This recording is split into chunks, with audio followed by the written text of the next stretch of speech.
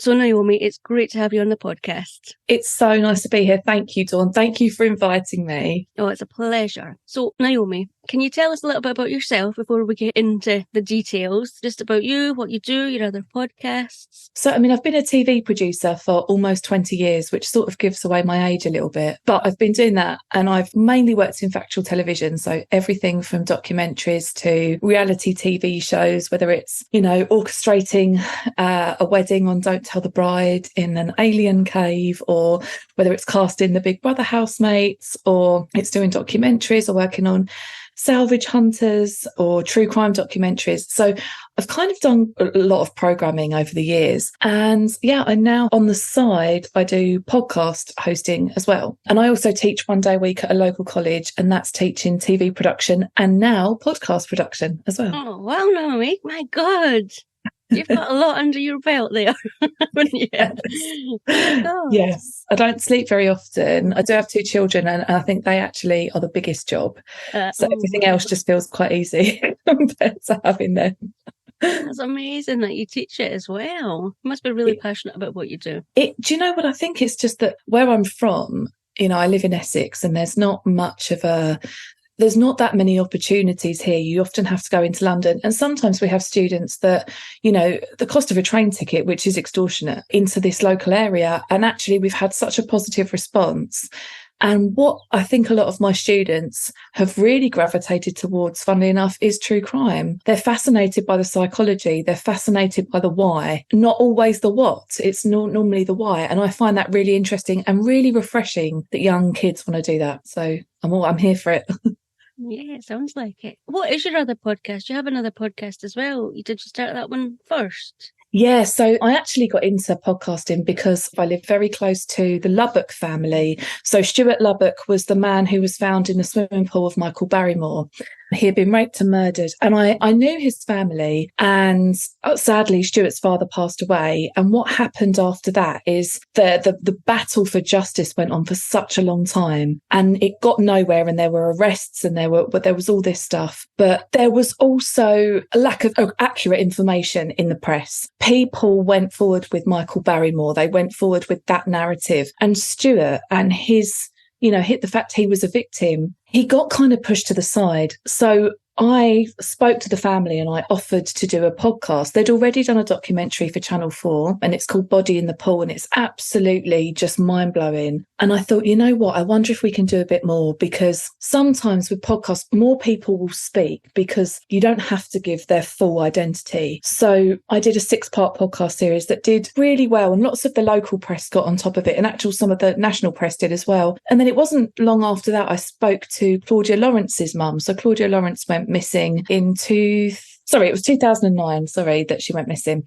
And she was a chef from York, and she was walking to work one morning and she disappeared. And so I worked with Joan, her mother, and we decided together that we would try and do a podcast that would give people a little bit more information about her disappearance and what really happened. Because unfortunately, Claudia Lawrence was a single woman who was living a really social life. But unfortunately, what happened was the press, and there was a lot of misogyny in the way it was reported. They were focusing a lot on some of the relationships she'd had, and a lot of them had been with married men, or she'd had, a few boyfriends on the go at the same time. She was a single, pretty woman in her 30s, why not? Not necessarily the married man stuff, but, she had a lot, she had fun, and they kind of focused on that. And what happened was the quest for justice with her, it kind of got misrepresented. So a lot of people were sort of like, oh, well, if you're going to dabble with married men, this is what happens. I actually read comments that actually said that. And I was so angered. Obviously, no, okay, cheating, that's a whole separate issue. This is about a woman who's gone missing and has been taken from her family. And so I did the podcast with her mum, and that went really well. And then I came across this one. I came across Luke Mitchell and Jodi Jones, and I was looking for another case to do. And I went online and I just started looking for cases that I didn't know a lot about. And this one kept coming up. It was actually via Twitter. So I went on Twitter and I saw all these supporters of Luke. And all I could see was justice for Luke Mitchell and Jodi Jones. So my initial reaction was, okay, this has been a double murder. That's what I thought. And then as I looked into it, I realised that Luke is very much alive and has actually been convicted of killing Jodi. And so I nearly stepped away from it. I thought, oh, well, this is done. Why would I make a series on this? My whole thing is to look at justice. And the case got me. It was so odd. It was unlike anything I'd really ever seen before. I mean, there was this, and I know we'll get into the details, but the whole case against Luke Mitchell felt very unsafe. It didn't feel like a safe conviction to me. And I'm not someone that, believes that all these people are innocent in prison. I do believe that there are miscarriages of justice, and there has been proven to be. With Luke, I don't know if he's guilty or innocent. I have no idea. But the podcast and the reason I decided to do it ended up being a 7-part series on it is because the phenomenon that was kind of around it, all these people truly believed that he was innocent. And it was incredible to see a group with tens of thousands of people signing petitions for him, a Facebook group where people were literally giving up their lives to support this man that they've never even met. And I found that really intriguing. And my first true crime podcast I ever listened to was Serial. And that was about Adnan Syed and Hayman Lee. And I know that almost kind of broke ground with true crime podcasting. And I thought, God, I wonder if this has got similar themes, to that. And I'm not an investigator. I'm not part of the law network. But what I am is a storyteller. So I try and tell the story.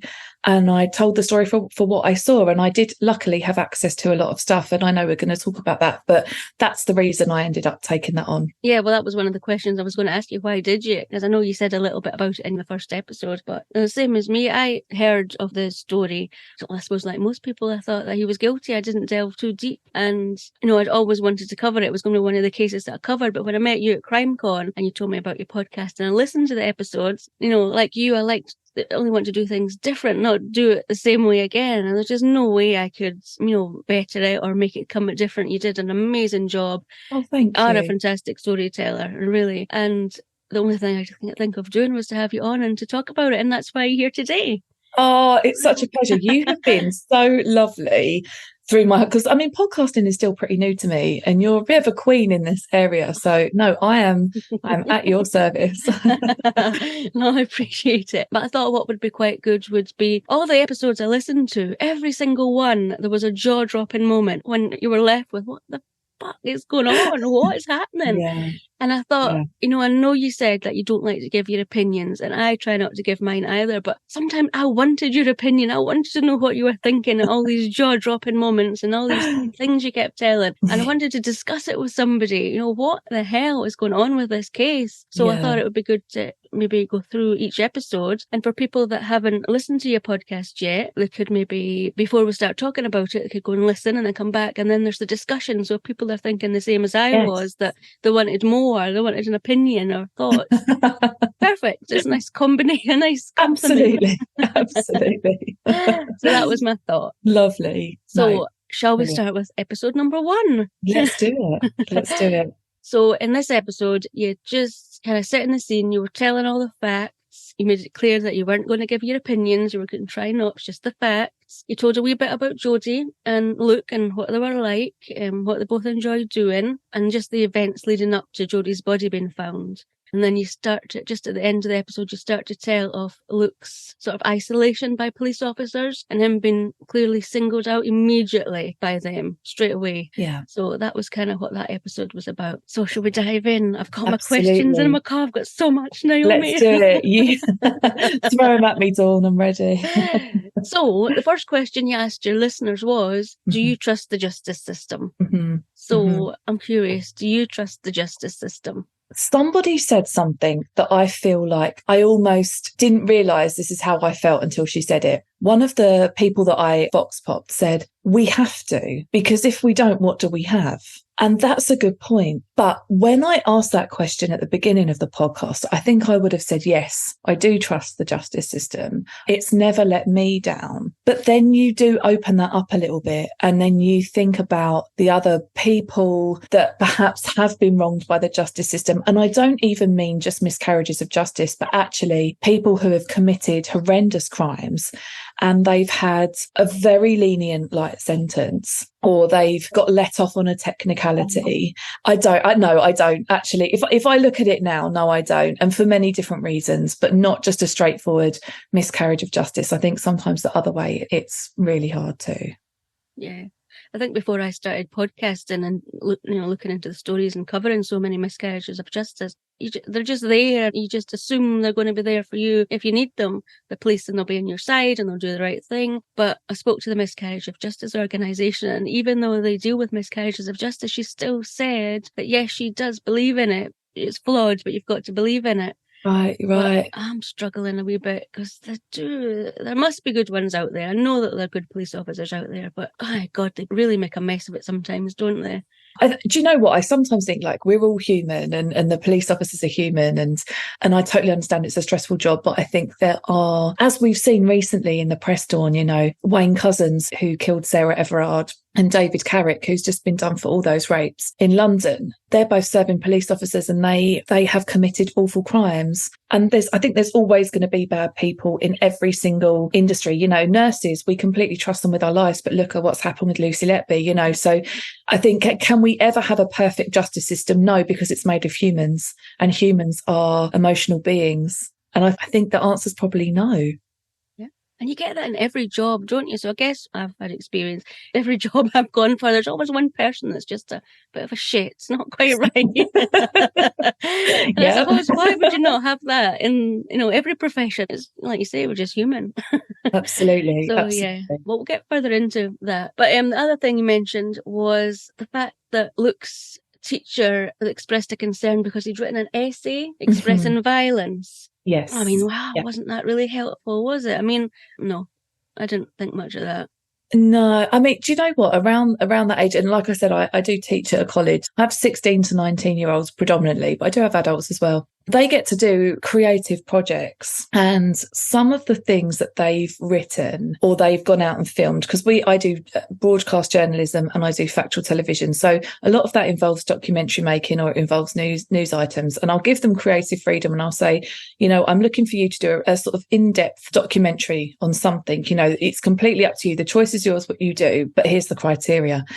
And some of the subjects they come back with are really dark. And I know that the creative writing students, they're in the classroom next to us and they write stories that honestly, I mean, God, my podcast seems like a fairy tale compared to some of the stuff they write. I mean, it does give you alarm bells. It does make you think, oh my God, are you okay? But often I think they're just pushing boundaries at that time. So I don't know if it was related or not, but personally, I don't think that is a massive indicator of someone being a killer. Yeah. I spoke to a former FBI agent the other week, and she said that... I love how you casually just dropped that in. Like, no. I spoke to an FBI. It was lovely. But she worked on the shootings in America, and somebody that a young boy shot at the school and shot people, and he had done a few pictures the same day, drew a few pictures, and they were very violent as well. So I guess it is difficult to know. Maybe you're always second guessing, but how would you know? I guess I can't answer that, but how would you know what you need to be more concerned about and others just like yours expressing themselves? I guess it must be difficult. And looking back, I mean, his school teacher clearly thought, oh yes, that must have been that. But I don't think you can just, blanket it all. These expressions mean, I don't think that's right. No, I don't think so. Yeah. So when Luke called Jodi's home because her mobile was broken, and there was no answer the first time, but then he called back again, and Jodi's stepdad, her partner, Alan, he answered, and he said that, Jodi's just left. So I'm curious, where was Jodi and where was Alan when Luke phoned the first time? And we weren't even sure if Jodi had just left. So if Jodi was there, why didn't she answer the phone? If maybe Alan was in the toilet and couldn't. If Jodi was there and she just left, I'm just curious, what was that about? We just don't know. We just don't know. All we know is that there was an attempt to call the house. Nobody answered.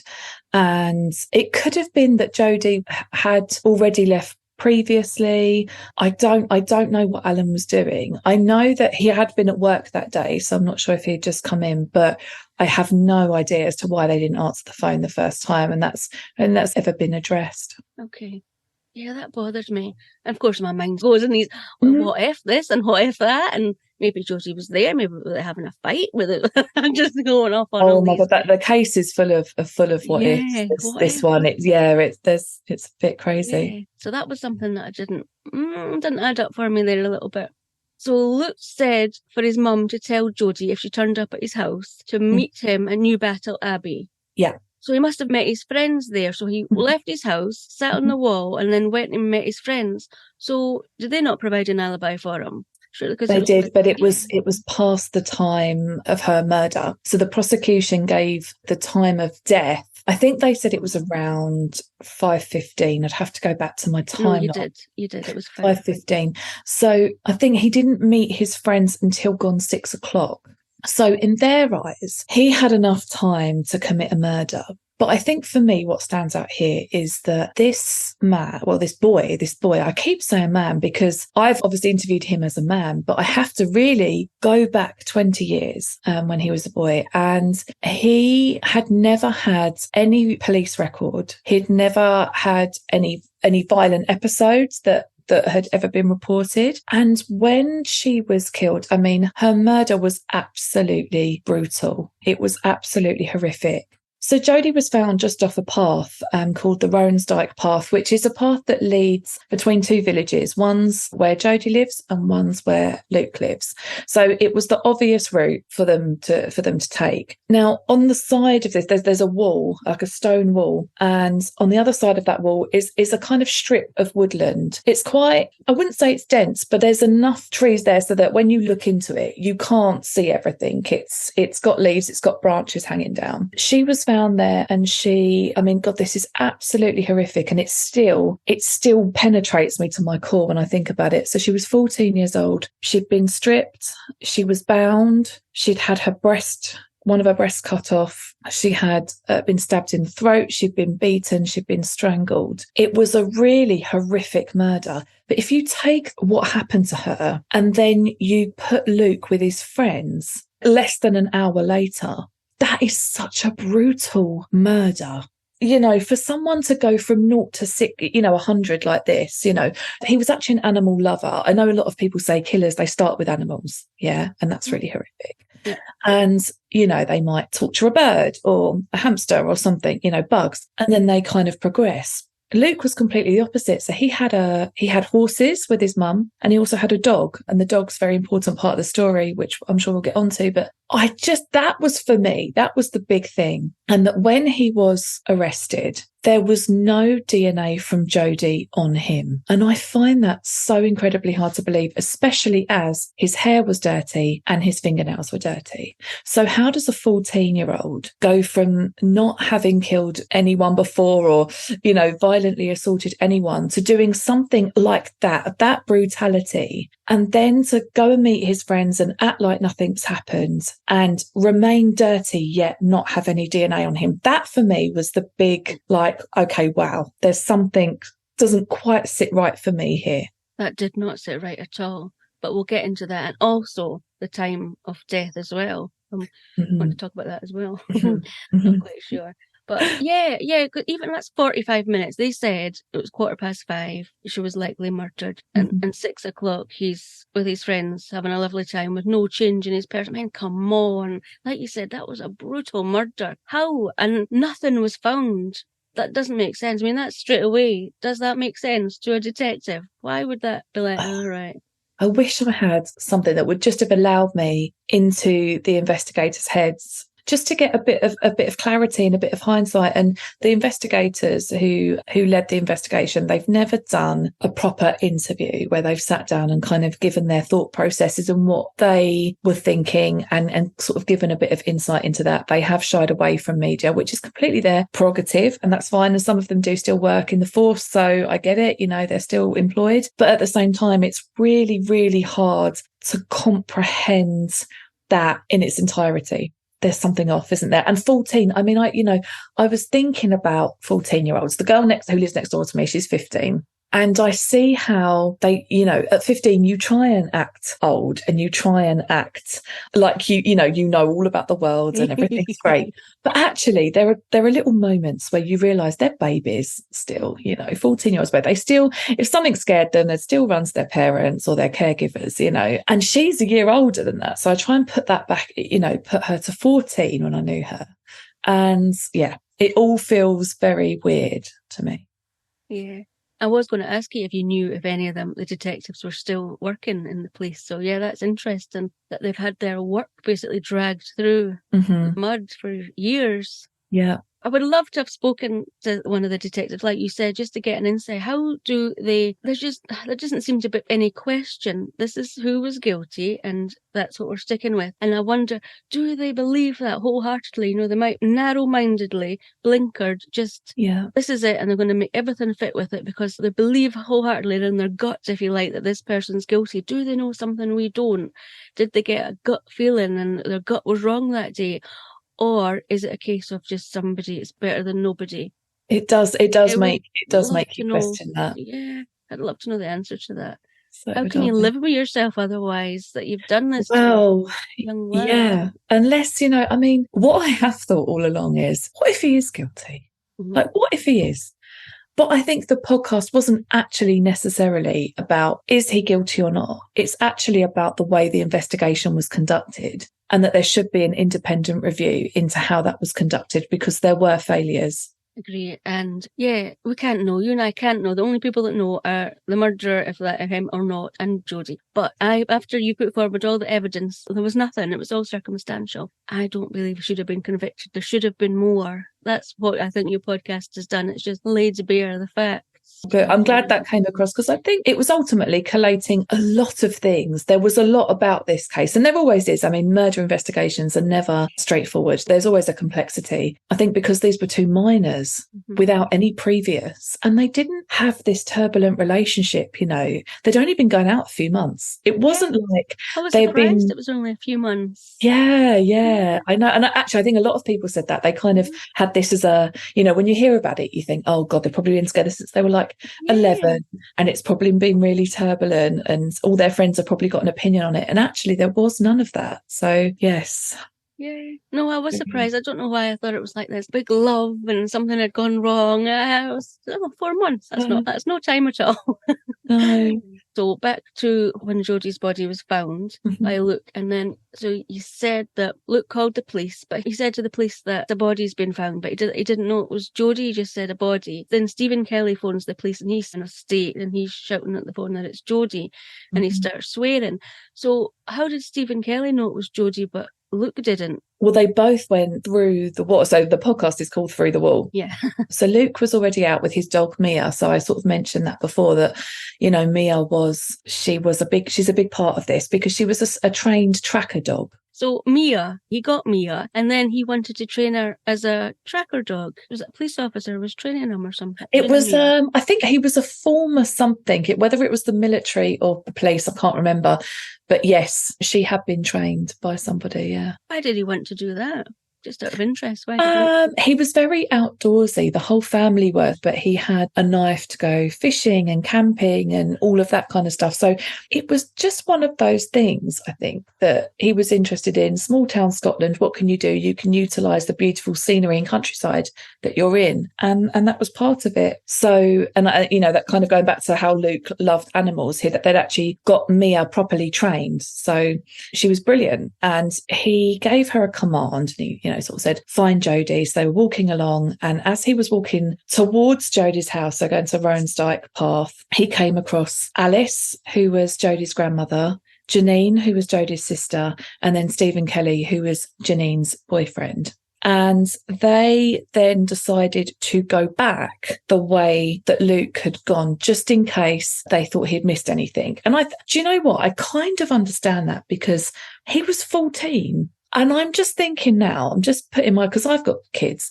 If my daughter was walking on her own and she'd been missing, and her 14-year-old boyfriend, who would have been in year 9 at school, if we think about it in that way, in year 9, walking towards me, I would probably say, do you know what? I'm a responsible adult. We've done this direction. Let's go back.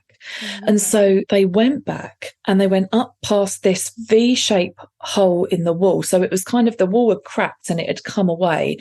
And on the thumbnail of my podcast, you can see it's Luke standing in front of the V, and they sort of had to kind of actually climb over and through the wall. And it was Luke and Stephen that went together. And Luke, at first sight, he was like, oh my God, is that like a mannequin? He saw a leg. And then Stephen went over. So that's her sister's boyfriend. And then he screamed. And then Alice went over. So that was the grandmother. And she cradled Jodi, which I totally get. Like, that's your granddaughter, and you see her in that state. Of course, you are going to cradle her. Luke started off on the phone. He was giving them directions. And then that when they arrived, they were there under 3 pieces of false information. Where did they get that from? It was something. So when they hadn't realised that they had met up, I just think he hadn't mentioned that nobody else was with him. So he was there. They thought he was on a bike because he usually travelled with a bike. And when Jodi's parents had reported him missing, I think they had assumed that he might have had a bike and that he had been the only one to find the body. But of course he wasn't. There was 4 of them and the tracker dog. So that was really, really, it's quite big information, because the reason that they said they took Luke is because he found the body. It's worth saying here as well that Luke, should I describe what Luke looked like? Because I think it's quite an important part of the story. So Luke, I guess by nowadays descriptions, would have been like a skater boy-esque. So he had like long hair, wore bandanas, wore like, black T-shirts with like rock stars on them, and he had Parker jackets, and to be honest, nowadays I wouldn't even look up, and actually I don't think I would have done then, but this was a small village in Scotland, small town Scotland, so I can understand why people might have thought, oh, he looks a bit different. Exactly. And what they did actually first was they kept Luke with them and they asked him to show them where the body was. Now, I'm not a police detective, but if a child has come to me and said, there's a body over there and it's really bad, I wouldn't re-traumatize that child by bringing them back. At that moment, they didn't know anything, So that for me was a really big red flag, that they asked him to go back and show them, because it's not, like I said, it's not a really dense forest. This is a strip of woodland. So you can really clearly see the body, you're a blooming policeman, you can go and have a look. You should have been able to stand at the other side of the wall and just say it's through there. And through the wall, exactly. Exactly that. So that was another thing that I didn't think was, very good. And then they took all of them, the whole search party. They all went to a local high school where they'd sort of cornered off the car park and used that as a meeting point. And there was a point where Luke and Stephen Kelly, Janine's boyfriend, were sat down on a curb smoking. Family were starting to hear what had happened. They were all turning up at this point. There was a lot of grieving. There was a lot of crying.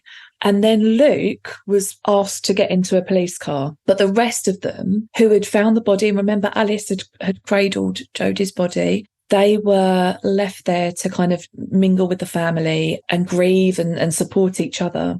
But Luke was put in the back of a police car and he was taken to the station. And this is within like a very short period of time, a very, very short period of time. I need to go back and look at the exact times, but I think within the hour of finding her body and him being taken away. And they said that it was really to get his clothes and put them into forensic evidence. But again, I mean, why wouldn't they do that with all four? That was what really, really confused me. Mm-hmm. But then Stephen Kelly phoned to say that he found a body as well. So why were they under the assumption that it was only Luke? And they're saying, oh, that's why we took him away to get his clothes. Was it a lack of communication, do you think? I think it was because when Jodi's mother reported Jodi missing, she had been under the assumption that she'd been with Luke all night. So she'd sent a text message to Luke's phone because Jodi's was broken saying, I think it was like, right, Toad, say goodbye to Luke. Yeah. You're going to be grounded, of that kind of nature. And that's when he rang and said, she's not with me. But I think, they'd obviously gone to the police and said, she was meeting her boyfriend. His name's Luke Mitchell. And then he finds her. I think that is the correlation. And they've just gone with that narrative. Okay. But they just kept going with that narrative, didn't they? There was no... They did. And I think it probably did, the fact that Stephen Kelly that night, had been with Janine and Alice, they'd all travelled out together to try and find her. So Luke was always the one that hadn't been in that search party in the beginning, and he had seen them along the path. So yeah, he was definitely different from treated different from the rest of them. And by them doing that in front of the family as well, that's putting a target. I mean, what must they have been thinking? They were with them when they found the body. They're not getting taken away. So straight away, your mind would start working. So they were putting a target on his back by the family as well, straight away. And the absolute shock and grief that they must have felt. I had a bereavement last week. I was telling you about it. And it's only when you have a bereavement that shock and that grief really hits you again. It really it makes you think about life. It makes you think of so much life. I can't imagine that being your child or your sister or your granddaughter. And also just having, absolutely no answers. But hold on, she's just been out with her boyfriend apparently all night. Well, how are we here? How are we now in a car park speaking to police officers, giving statements because our child has been murdered? I think everyone's brains must have just been completely frazzled, but including Luke's as well, because that was his girlfriend. And again, if you think, if he didn't do it, this poor lad, he would be devastated, and he's not allowed to get in touch with his mum and straight away. And he's just taken away. I mean, God, at 14 years old, you'd be shitting yourself, and it'd be awful. Yeah. What's going on? Yeah, so that wasn't handled very well at all. I mean, okay, you wanted to get his clothes, but there's ways to do it, isn't there? Absolutely. And I think, that should have been priority, to get all of the search party and anyone that went up to Jodi, especially, to take their clothes for forensic evidence. It was very clear from the way that she was left that this was a horrific murder. She didn't bind herself. So that is how that should have been treated from the get-go, and it wasn't. And especially her gran, Alice, because she was cradling her, so she could have potentially have evidence on her as well if there was anything to find. Yeah. So that was a bit of a mistake. Yeah. Naomi. Oh, it does. I mean, worse. It can take you into really, really dark place. And every moment that I was doing this podcast, I just, I never sort of wanted to lose sight of Jodi's face, because this happened to her, and it's just utterly horrific. She did not deserve what happened to her. And if it was Luke, which, again, I can never say I think he's innocent, I think he's guilty, because I just don't know. And I don't think I'd say that about anyone. But if it wasn't, whoever's out is still out there. And that's terrifying. Yeah. And that's what I mean about the police. I mean, surely they're in that job because they want to maybe see justice done. So perhaps they've not got justice. Is that not important to you? I mean, I know it's all about money and all that now, but God, that should be really front and foremost, shouldn't it? Absolutely. Yeah. And then, and of course, Luke was, when he got to the station, by himself, before his mum got there, stripped and everything taken off him and put into a paper forensic suit. Yeah. I mean, They had actually seen his mum. So as they were driving in the police car, they'd seen Corinne. She had been walking towards the station and the car had pulled up. And she'd been trying to call Luke on the phone, and the police officer actually turned the phone off. And then he was like, well, I want to speak to my mum. So then the police officer turned the phone back on and rang her and said, we're taking your boy to the police station. Jodi's dead. And she's then running towards the police station. Remember, this is small town Scotland. This is a tiny area. And they've passed her on the way. They stop, don't they, and speak to her? They stop. And then they tell her that they can't get her in because of potential contamination issues. So she's left to run. And she did run up to the police station. And yeah, they weren't reunited for a few hours. So that's, that's pretty shocking.